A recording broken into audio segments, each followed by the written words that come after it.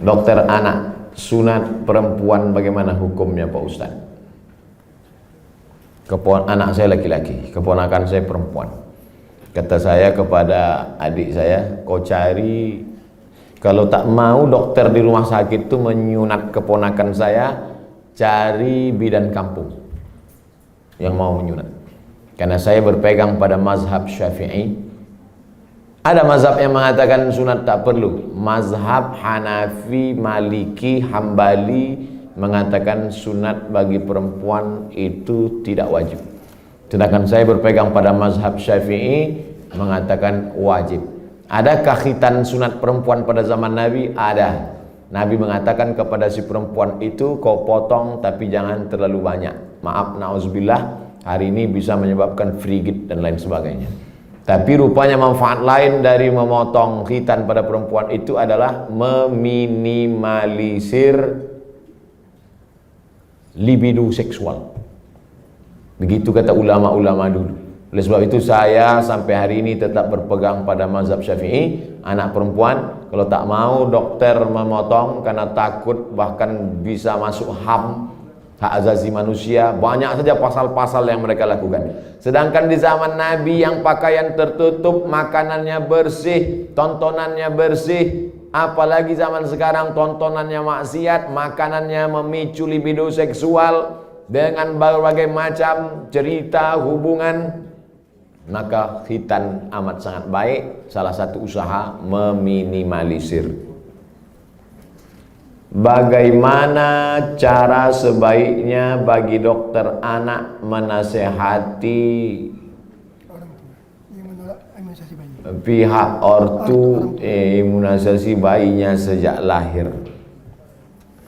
Dulu saya diundang oleh Kementerian Kesehatan Provinsi Riau. Videonya kan viral, coba cari. Sosialisasi suntik imunisasi.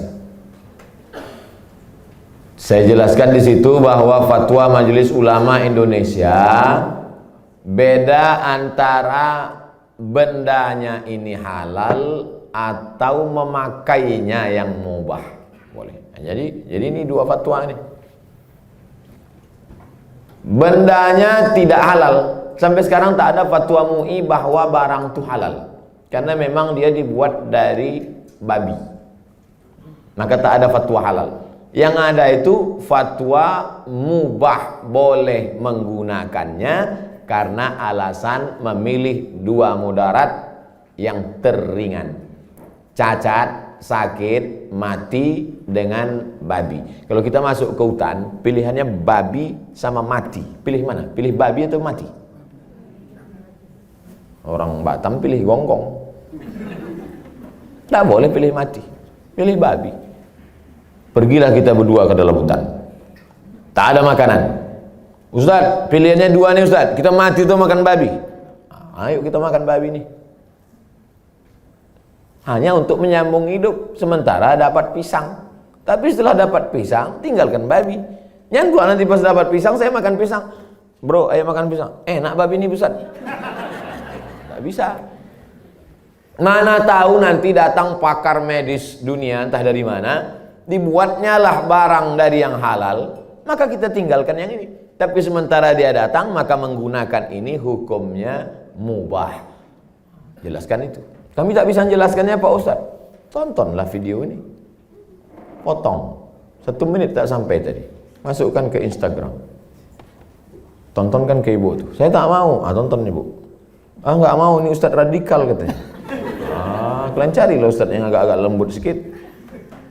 Bagaimana cara dokter bisa lillahi ta'ala, bisa menghindari sifat riak, sombong, bila kita memiliki kelebihan keahlian dibandingkan dokter-dokter lain.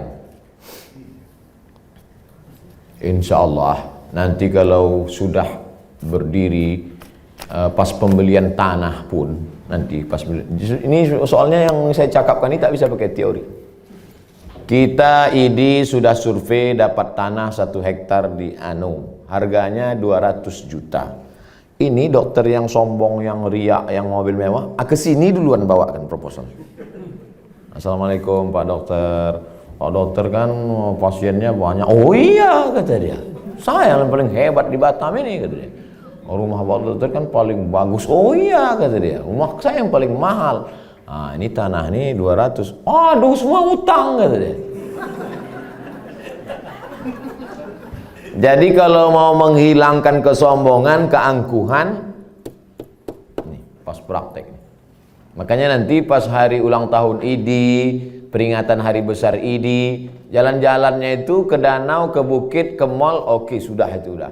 Jalan-jalan ke panti asuhan, jalan-jalan. Tapi kalau kita sudah punya sendiri, maka tiap hari pertemuan dibawakan, tiap bulan datang, di grup ada terus. Belum bayar, ini anak 4. Maka insya Allah itu menghilangkan keangkuhan, kesombongan, keegoan, segala macam. Kita hanya berusaha. Ceramah ini ada baiknya. Tapi tiap hari ceramah, tak masuk ke kepala. Ada tingkat jemu, ada tingkat bosan. Ada orang bosan pada ceramah. Orang kalau terus muncul bosan. Desainer, koreografer, tukang desainer pakaian itu, yang laki-laki, itu muncul kebosanannya pada perempuan. Kan banyak yang melambai kan? Kalau ada orang bosan pada perempuan gara-gara sering menengok perempuan, itu desainer sama koreografer. Yang lebih mengerikan adalah bosan mendengar ceramah. Apalagi sampai tobat sama ustaz.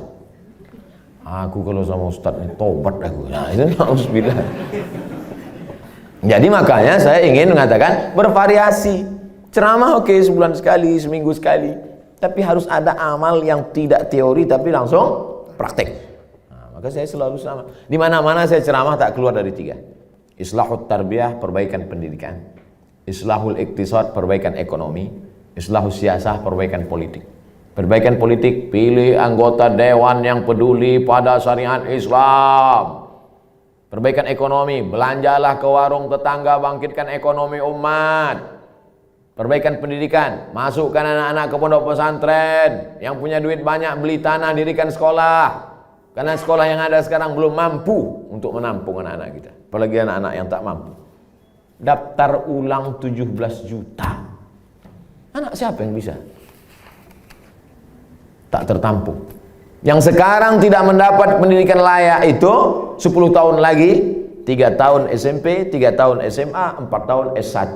Yang sekarang SMP cabut, mabuk, sakau, lem kambing, itu yang akan jadi anggota dewan tahun 2040. Satu-satunya jalan memperbaiki umat lewat pendidikan. Dan ID tidak hanya menyehatkan badannya, tapi juga menyehatkan generasi ke depan, insyaallah. Amin.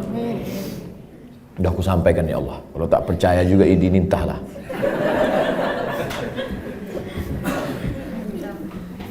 Dah habis pertanyaan.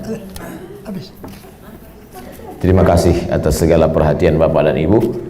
Ceramah kita pagi ini baru starting point, baru start. Ini belum finish. Ini baru garis start. Usaha kita ke depan. Masih. Saya tak bisa mengontrol. Bapak Ibu lah saling tolong menolong. Mudah-mudahan kita tetap saling tolong menolong dalam kebaikan dan ketakwaan kepada Allah. Tapi kita tak bisa guna apa-apa selain pertolongan Allah. Mari kita sama-sama berdoa ala hazihin niyah, untuk niat yang baik ini supaya Allah sampaikan dengan kemuliaan surat Al-Fatihah. A'udzubillahi minasyaitonir rajim. Bismillahirrahmanirrahim. Alhamdulillahi rabbil alamin. Ar-Rahmanir Rahim. Maliki yaumiddin. Iyyaka na'budu wa iyyaka nasta'in. Ihdinas siratal mustaqim, siratal ladzina an'amta 'alaihim ghairil maghdubi 'alaihim waladdallin. Amin. Allahumma shalli ala sayyidina Muhammad wa ala ali sayyidina Muhammad. Allahumma inna nas'aluka bisirril Fatihah wa bisirri nabiyyika Muhammad sallallahu alaihi wasallam at-tuballigh maqasidana. Dengan kemuliaan selawat dan kemuliaan surat Al-Fatihah, sampaikan niat baik kami ya Allah. Wa taqdi hajatina, tunaikan hajat-hajat kami, hajat dunia, hajat akhirat ya Allah. Allahumma barik lana fi arzaqina, rezeki kami ini berkahilah dia supaya bisa menjadi amal soleh yang tetap mengalir sesudah kami mati ya Allah. Allahumma alif baina qulubina, satukan hati kami, pertautkan jiwa kami supaya kami ikhlas beramal karena Engkau.